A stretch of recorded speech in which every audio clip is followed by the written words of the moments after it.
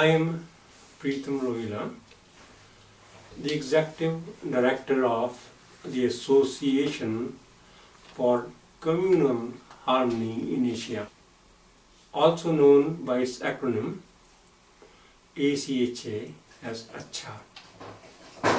I'll tell you more about ACHA later. We have just launched our Profiles project. It will highlight life and work of some of the South Asian peace, communal harmony and human rights activists. Nasreen Khan has kindly agreed to edit our videos for this project. Let me introduce to you Dr. Syed Mazher Hussain. He has been involved in full-time social activism since 1997. He started COVA, that is the Confederation of Voluntary Associations. COVA is a network of around 700 organizations working on issues of communal harmony and community empowerment in India and peace in South Asia. Under his guidance, COVA has conducted some unique projects like summer camps for youth in 2002, designed to promote tolerance and communal harmony among children from different communities of Hyderabad. Distribution of specially designed friendship badges in 2004 to spectators at Indo-Pak cricket games at various Pakistani cities, and youth parliament in 2011 to increase political awareness among college students. Also, he has coordinated and supervised several research projects, produced and directed 2 documentaries, published many articles in leading Indian newspapers and journals, participated in numerous international conferences and seminars, and has served on several boards, commissions and committees.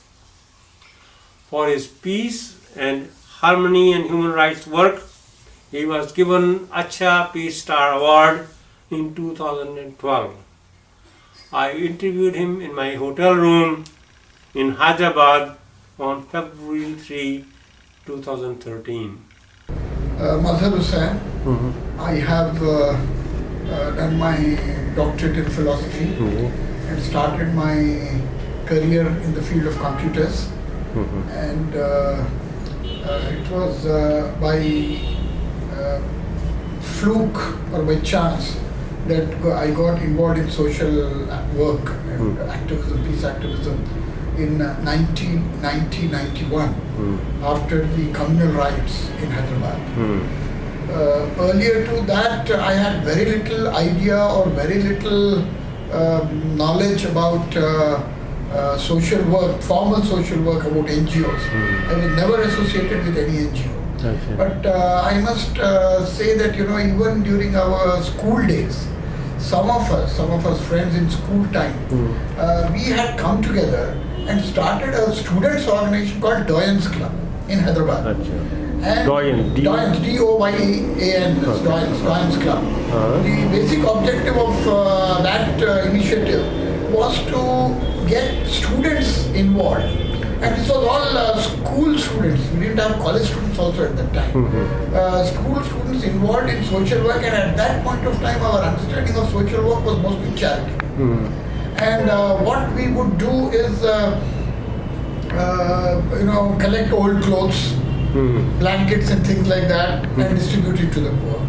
That was the thing how we started. And then slowly, in about 2 years' time, most of the activities were around this, helping the poor, sometimes collecting medicines from different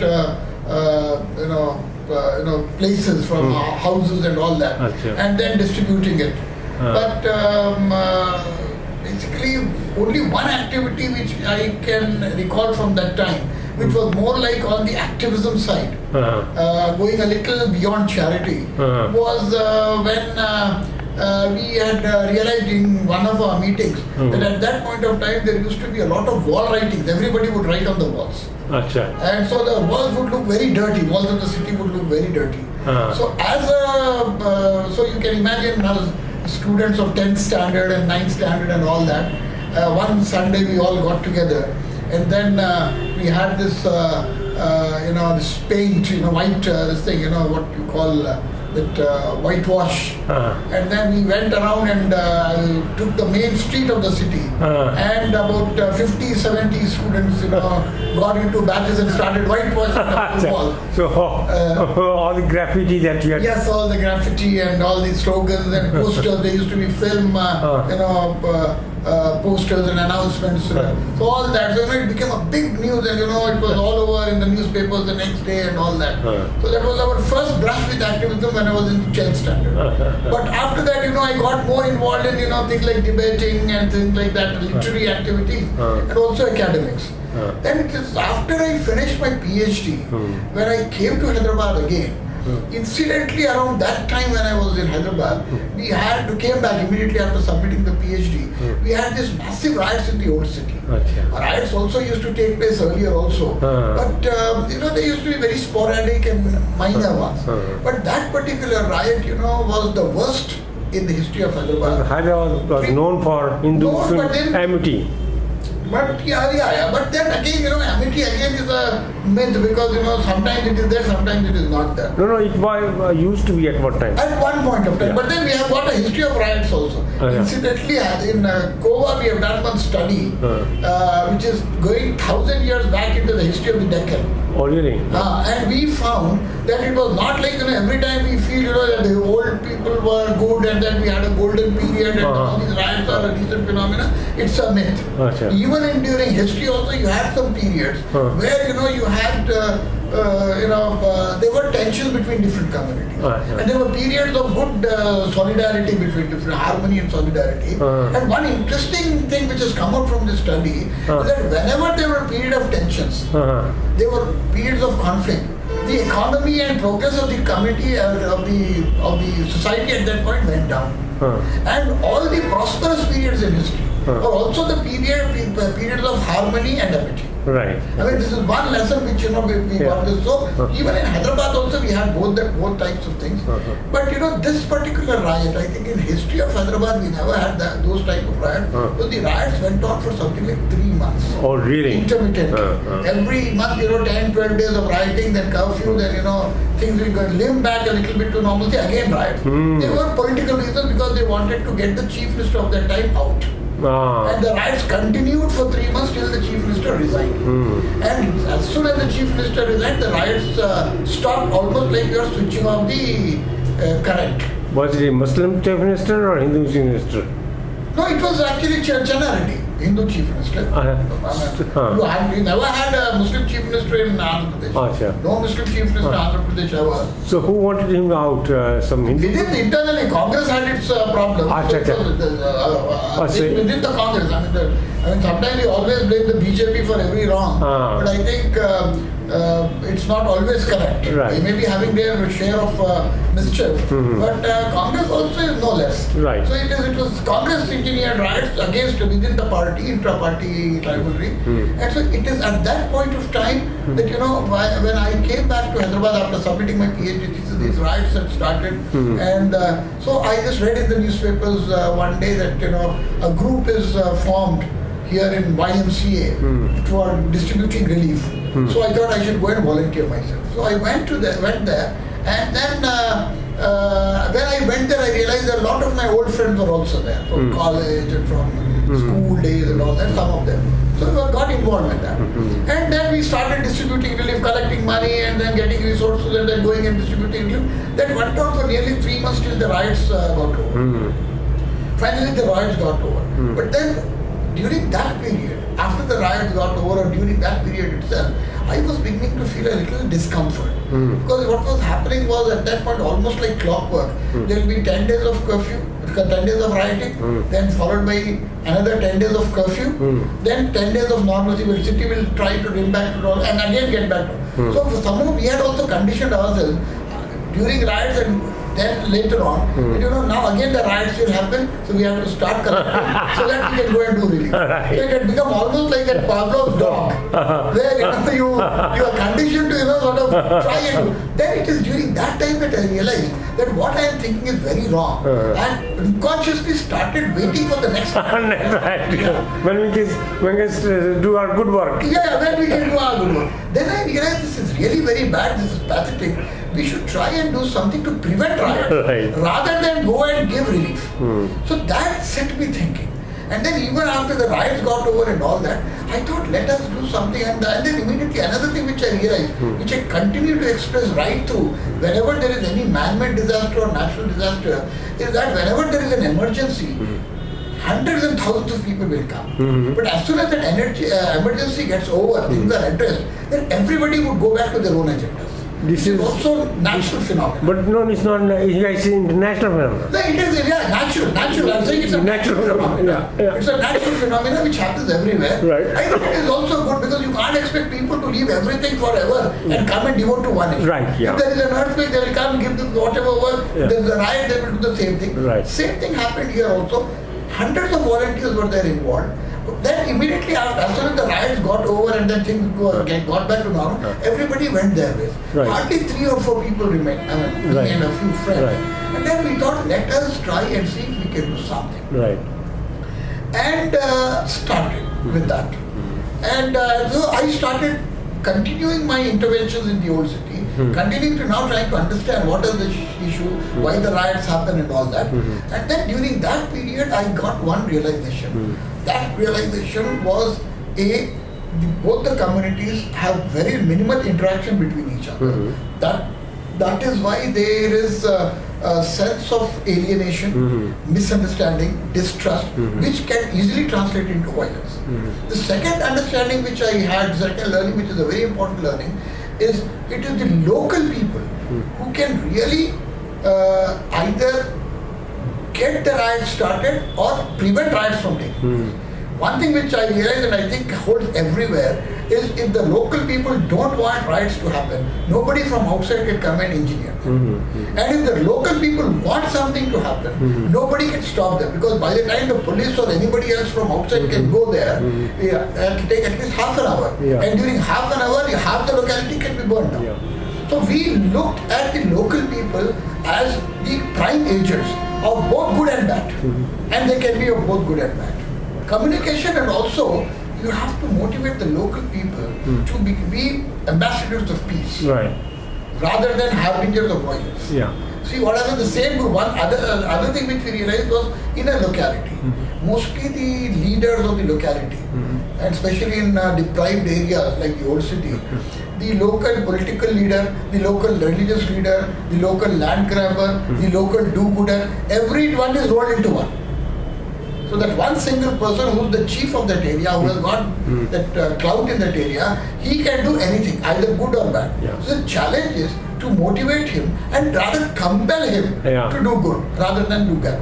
You see, both there are both the things are there. One is the political angle is of course there, and that is why riots are engineered just before elections. The economic reason also in multiple dimensions.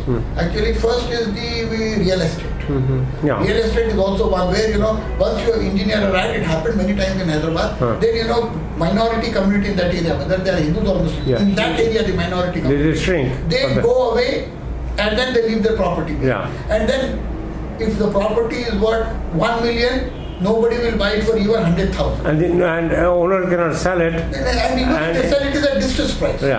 So, and it is the buyers normally are the local leaders and the gundas. They won't even allow another person to buy. So that is why they engineered this thing. The second one, economic reason, is also business. See, it has happened many times in Hyderabad, in Moradabad and other places, where one community is prospering in some business, and if the other people fear that there is a competition which is growing, then they have a riot, and so that they can destroy that other community's business. So again they go back to ashes, and they cannot come back again. Even if they come back, it takes 20 years. So for that period at least, that other community will get the dominance. There are many factors, but ultimately what I realized and what really moved me to get into this was it is the poor people who suffer. That's true. It's our community, whether it's Muslims or Hindus. The leaders, they never suffer. It is the poor who suffer. So that really moved me. And then I thought, let me do something to see that riots don't happen. And with that in mind, when I started studying things, so there are 3-4 learnings which happened between 1991 and 94. These learnings, as I was mentioning, first learning was that that lack of communication between different communities. The second major learning was that local groups can either maintain peace or instigate violence. Then we thought we have to depend on these or focus on these local groups. That is how the idea of COVA came, Confederation of Voluntary Associations. What we thought, instead of big organizations coming from outside and trying to build peace, which also was happening in some which also happens. And the thing is that they are not going to stay there for a long time. No, they don't. They disappear, and then who do the people go to? Again, the type of strategies which they use most often are very inappropriate. For example, you have a workshop. Now the people who go for workshops don't engage in violence.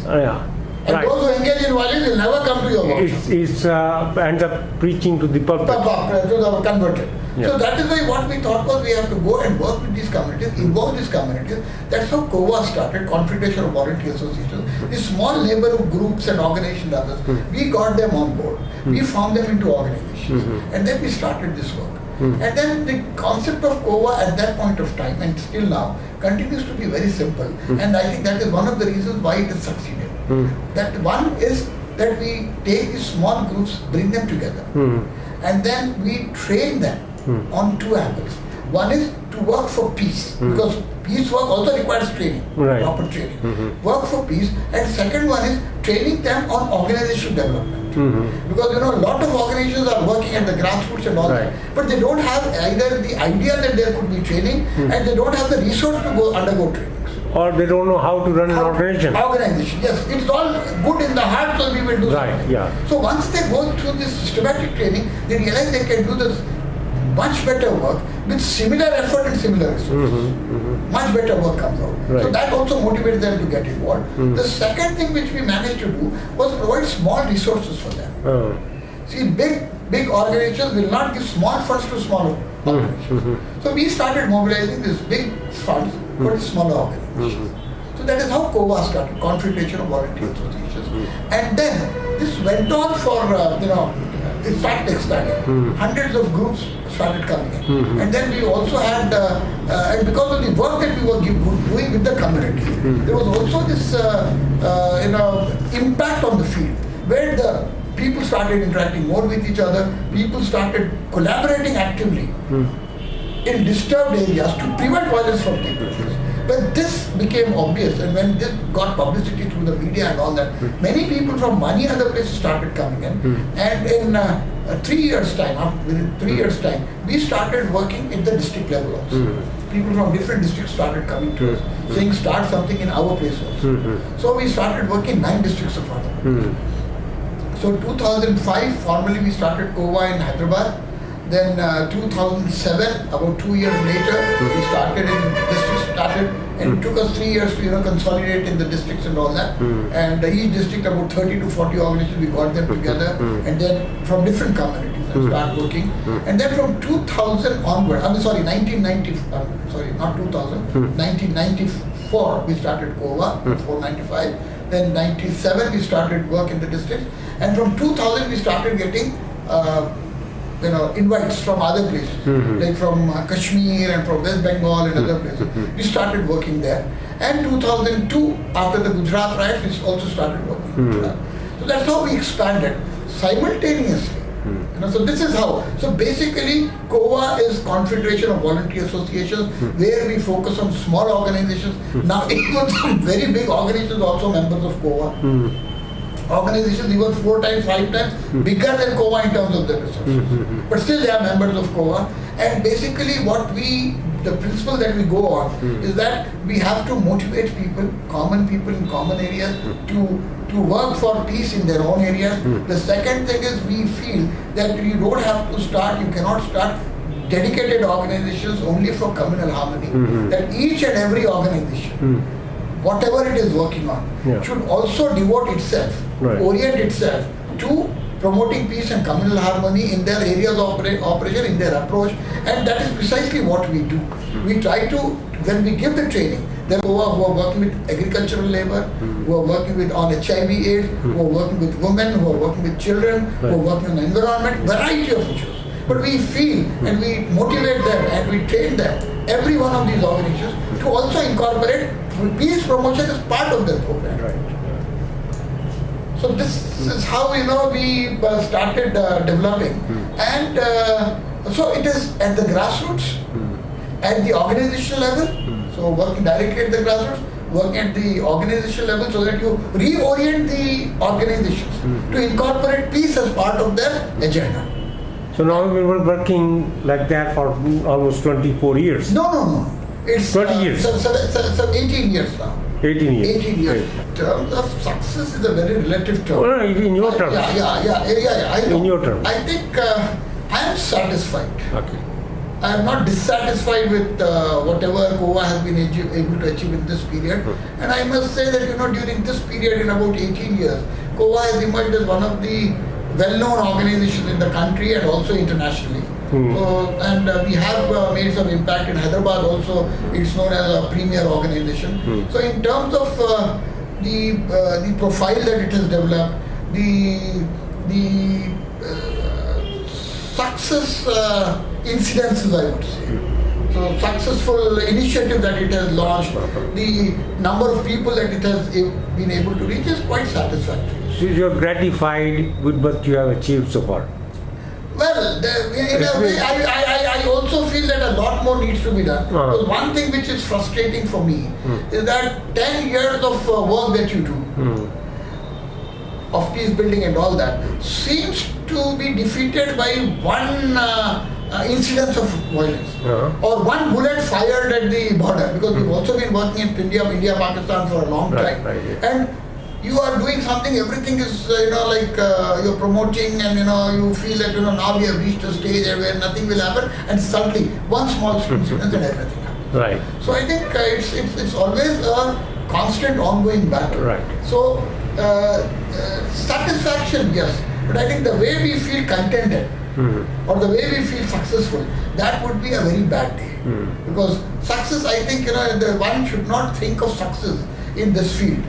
It is always a struggle which has to go on. There is a certain amount of satisfaction, certainly, about what we are doing. And simultaneously, I would also like to broach here our work at the South Asia level. Because apart from working in India with all these different organizations, we've also been able to work at the South Asia level with especially with Pakistan and also with other neighboring countries like Bangladesh, Sri Lanka, Nepal, Bhutan, and all these countries. But because more problems are there with Pakistan, so more focus naturally on Pakistan. But one thing which we have realized over this period in the last 15 years since we have been working at the South Asia level also, is that our foreign policies, and not just subcontinent, all over the world, are decided by a few bureaucrats, foreign policy officials, and a few politicians. People normally don't have any say, and unfortunately not even enough interest in foreign policy. People think that is not their concern, that doesn't bother them. And what we feel is that until and unless people get involved in foreign policy, become knowledgeable about foreign policy, and start influencing foreign policy, our foreign policies will continue to be anti-people. All our foreign policies now, I think, are anti-people. And they don't take people into consideration. There are certain other interests which guide foreign policies. So we have also started working on a Center for People's Foreign Policy in South Asia. That is basically to see how we can get people to become aware of foreign policy and then develop knowledge on foreign policy, so how it impacts them, their lives, and also provide them platforms to express themselves. And people expressing themselves on foreign policy, see, we have devised some small ways which we have already used. For example, you can have joint signatures campaign between people from different countries, or candlelight vigils. Everybody having a candlelight vigil. They don't have to move out of their towns or villages or countries or whatever. In their own place, we have done it very successfully. Collective thing, and then you put it in the media. It has its own impact. That 100 cities and towns in the subcontinent had a candlelight vigil against nuclearization. And like that. So, there are so many ways, human chains, formation of human chains, etc., where people will be able to express. So what we feel now, this 18, 20 years of my experience in this whole field, what I have come to realize is that whatever problems are there, especially these problems of communal harmony, and especially problems of conflict between countries, the only proper permanent solution to these could be enabling people, common people, to set the agendas. Unfortunately, none of our countries, people set the agendas. It is the politicians who set the agendas, and unfortunately, because of the political machinations and the mass media, involvement of the mass media, people are becoming manipulated. People are still continue to be gullible, they continue to be manipulated. We manufacture public opinion for anything, whether it is violence, communal violence, or whether it is war with your neighbor. So we feel that the only way out of this, we have done so many things, we are doing so many things, but we strongly feel that the only way out of all this mindless violence at every level of our society is to get people to take charge. And our understanding is most people, they don't like violence. They may, in a movie they may appreciate a violent behavior, but in practice, in actuality, they don't want violence, they don't like violence.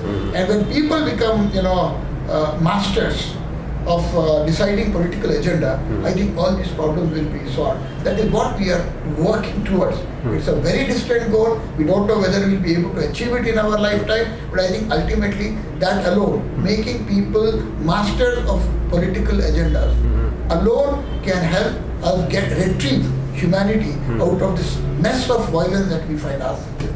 So have you thought about what methods you're going to use to do that? Yeah. You see, actually, at the national level, we have one strategy, at the international level, we have another strategy. Within the country, we have started this whole campaign for People's Assertion campaign, which is now going on. Hyderabad, we started very successfully. In other cities also, people are now picking up, and we hope in the next 3-4 years, we hope to get it. The idea is that, get people together to demand their presence in governance processes. Actually, in India, 73rd and 74th Amendment provides, amendment to the Constitution of India, provides massive scope for common people to take part in policy making at the grassroots. In fact, none of the policies at the grassroots should be made without participation of the people. We have this ideology, instead of ideology politics, we have got this identity politics. Politics of religion, caste, this, that. And another thing, I have recently written an article also, from subject to citizen. The thing is, our mindset still is that of subjects. When we go to any government officials or politicians or others, we go with our folded hands, pleading for something, not as citizens who are entitled, and so you can demand something. And so whenever we go with this mindset of subject and pleading, we tend to plead on certain grounds like, I am a Muslim, give me something. I am a Dalit, give me this. I am a Reddy, I am whatever. Whether it is like getting proper water, drinking water to your house, or whether it is getting a major project, a contract for constructing a dam or an airport. Everything is decided on the basis of your how you plead with the powers that be, not on the basis of merit. We want this to change. We are working on that. So once we can get our people to become citizens, develop that mindset of citizens, transcend from that of subjects, then we strongly feel that this identity politics will also change. When a person goes and demands for something, it will not be because the person belongs to that caste, but because the person is a citizen, says, I am entitled to it. And when all people start thinking it, they will all start demanding as citizens. And not as Hindus, Muslims, which now happens. Is we have identified about 8 things, basic things, which we feel are necessary for dignified human existence.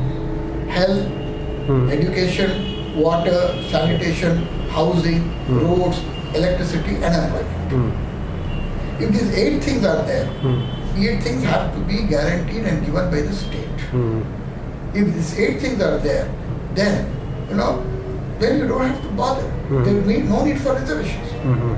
These basics are given, then people will struggle and they will come up and whatever. But then this has to be guaranteed to each and every citizen. The state should have the responsibility. And responsibility like what they have now acquired for RT, court, state can be taken to court. So that is how, what we feel is that we are calling it right to basic service, not just right to education or right to health. It is right to basic service. If right to basic services can be provided and can be provided, we feel, we are also embarking on one research, shortly, wherein we feel that if today Indian economy is such that we have enough resources, economic resources, to provide basic services to all citizens. What is lacking is the political will. If that political will can be there, these services can be provided to all. And we feel it is that, once, people start struggling for basic services as citizens, only then we'll be able to come out of this whole trap of communal and identity politics. And at the international level also, this whole thing of people deciding the foreign policy. Nowhere in the world people decide foreign policy. Not even countries like America or European countries. So what we have realized talking to people across board in different countries, most of our foreign policies are based on war and weapons. Whereas when we come to people, most people, for them, foreign policy means, a good foreign policy means tourism and trade. A person likes to go. Most Indians want to go to Pakistan, most Pakistanis want to come to India. So, and then similarly trade, they want to buy things from here and there, like that with every country. So I think if people were to decide foreign policy, we will have more trade, more tourism and no war. Whereas so long as we allow our officials to decide foreign policy, we'll be stuck with weapons and wars. What do you think is the greatest challenge India is facing at this particular time? There are many challenges, multiple challenges. But most gravest challenge or the most serious challenge?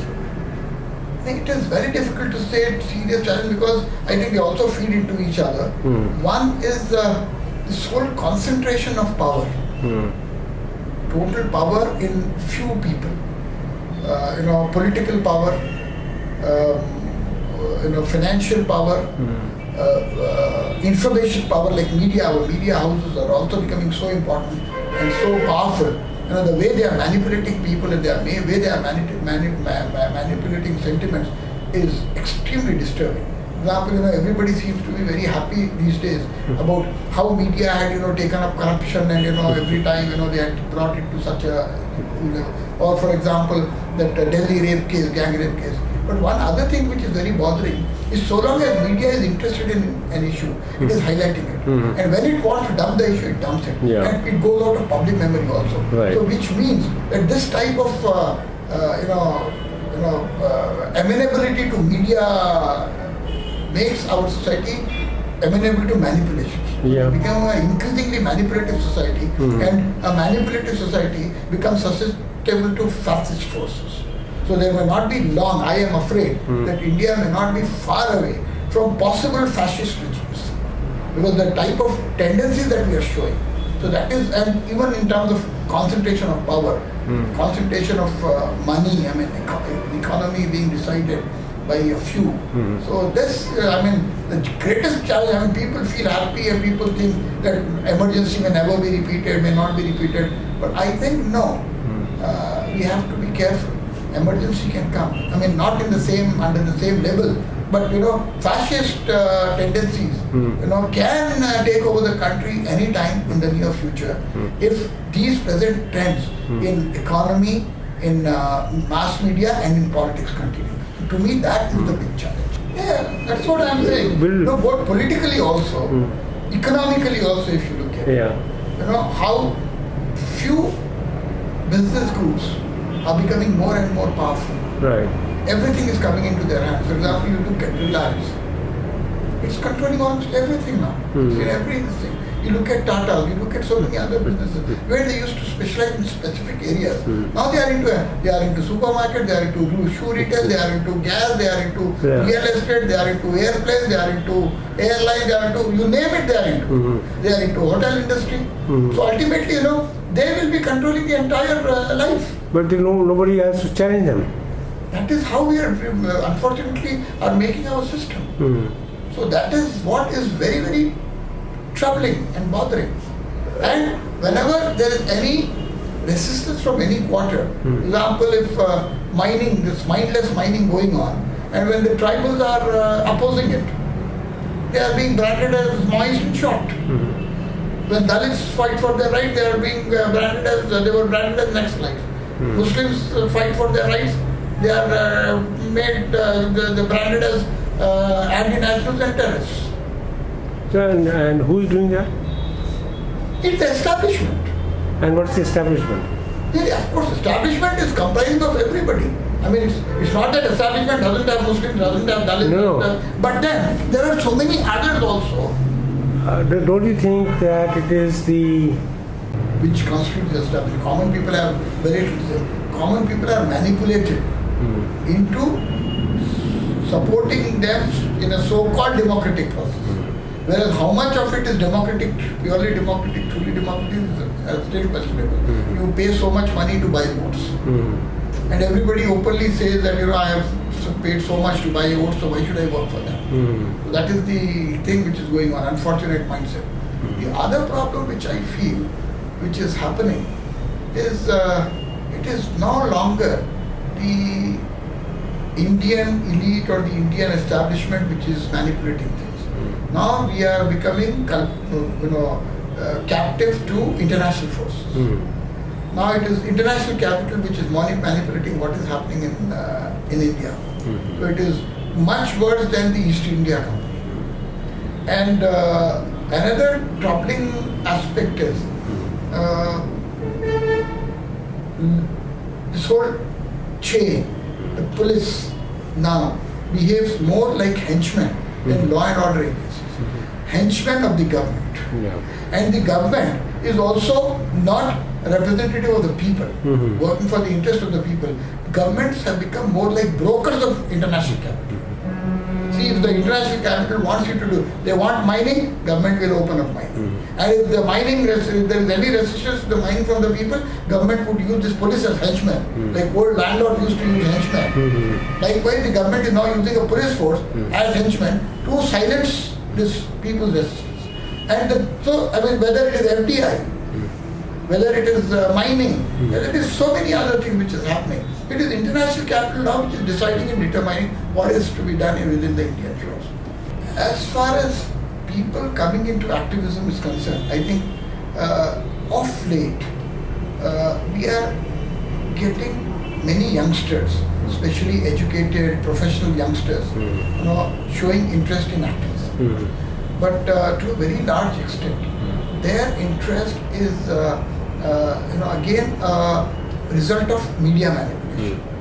So many get involved in anti-corruption, so many get involved in climate change and things like that. What I would like to suggest to people is it is time that, because in India I think now we have reached an economic level where at least some of our youngsters should be and would be able to take a year off like they do in the West. And just go around and study and see things for themselves. Study the problems of the people.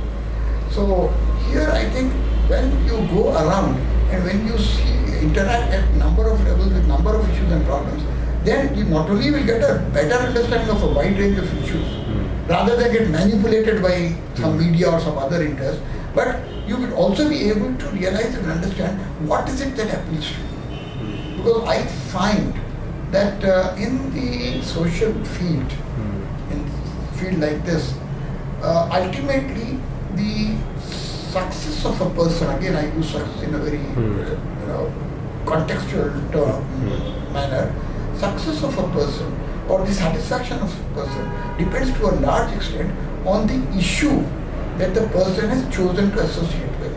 If that issue comes from the heart, then that person would be dedicated to it, would sacrifice anything and everything, and would go. And then once you sacrifice anything and everything, success has to be there.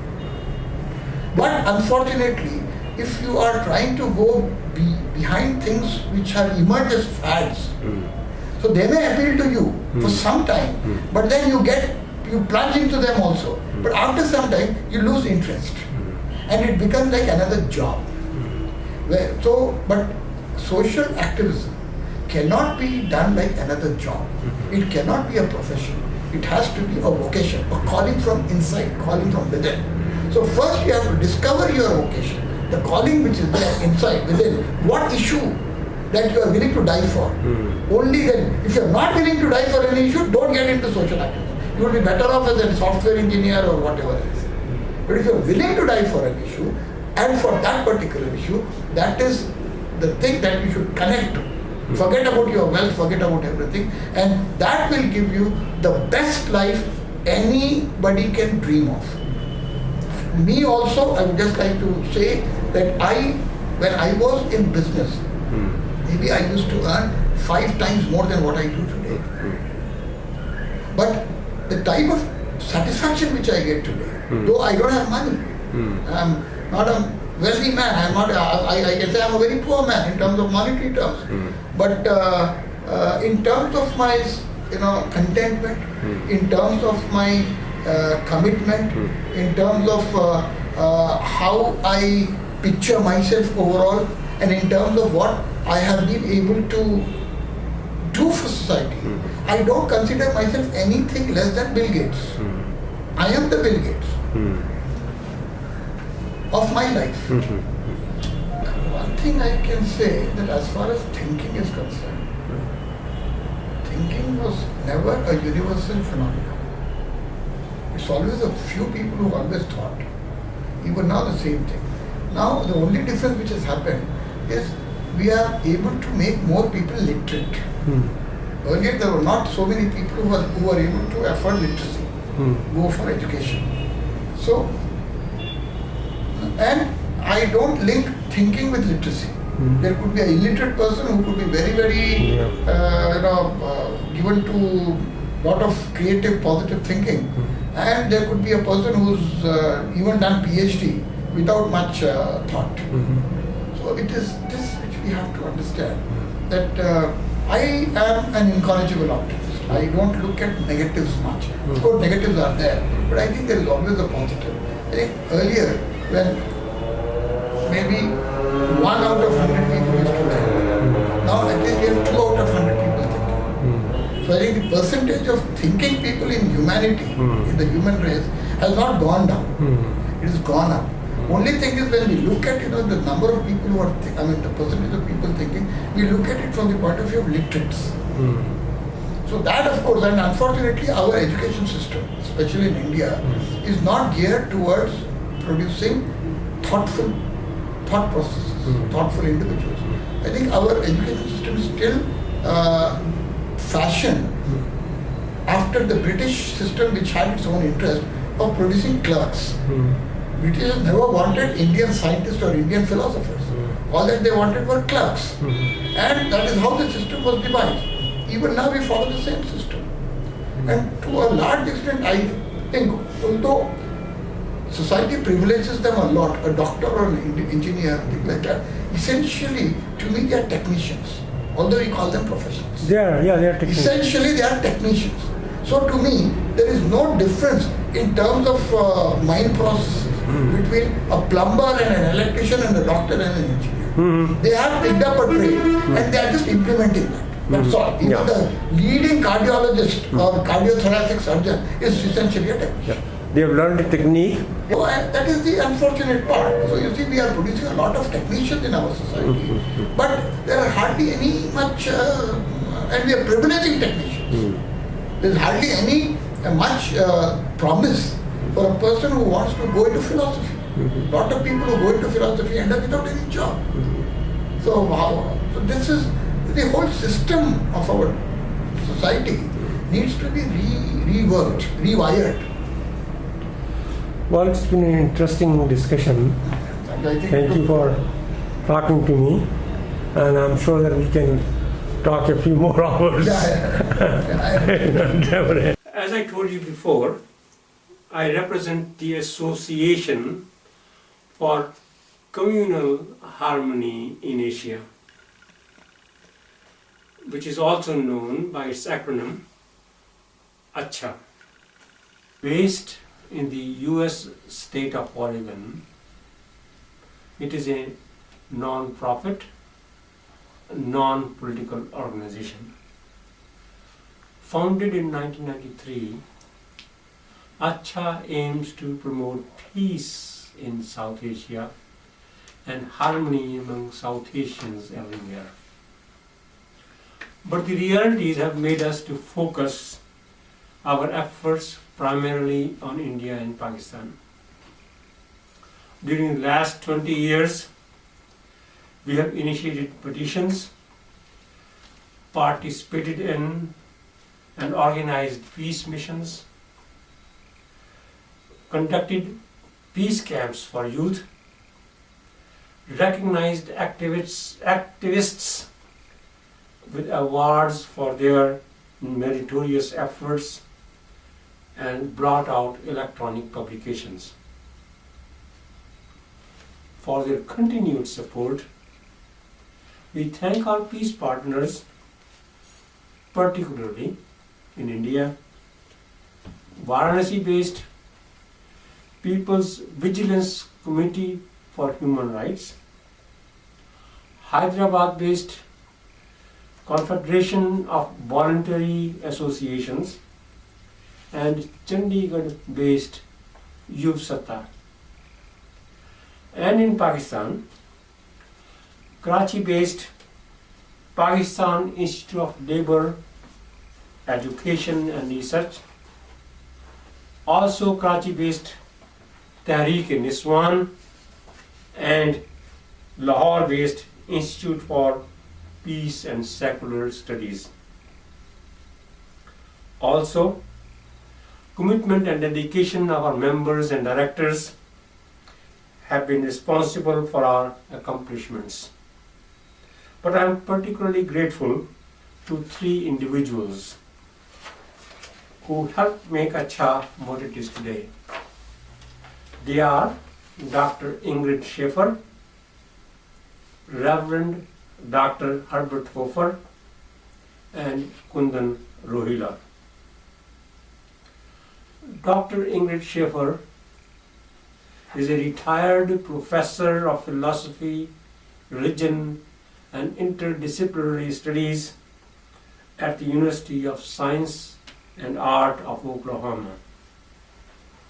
For many years, at her own expense, she has been designing and maintaining websites of several humanitarian organizations, including ACHA. Reverend Dr. Herbert Hofer is Emeritus Professor of Theology at Concordia University in Portland, Oregon. During many years of his association with ACHA, he has held many important positions like Director, Treasurer, Secretary, and President. He continues to be a loyal and dedicated supporter of ACHA. As far as Kundan Rohila is concerned, I will let her speak for herself. I'm Kundan Rohila. In beginning, I got involved because of my husband, Pritam Rohila. But as I got to know more people, I make more friends, and we travel India and Pakistan, and I got to know more and more about the peace, how it's important, and how much people like to do it. We think, oh, this is not me, or this is not many people likes to do those things. But actually, more people likes to have a peace in the world than war in the world. So I involve in joined to my husband for peace camps, and I started taking some videos, and I try to see the people's expression, how they are interested in those talks, what my husband was giving. And I realized that many times they don't actually understand what he means. Maybe they feel he's little too high in his talk or whatever. Then I stepped in and to explain to them that this is in a simple language, that this is, even though we are speaking Hindi or Urdu literally, they are not familiar with our pronouns or whatever. So I explained to them, and they got really interested what we are talking about, and they are really enjoyed the talk, and they try to put in their regular life. Top of that, I really got impressed the way they are doing peace work, putting their life in dangerous, and still they are doing welfare for others. And it's amazing that how much those young children, young means under 25, and they are doing such a wonderful job. I'm really impressed and I'm amazed for this work. Thank you.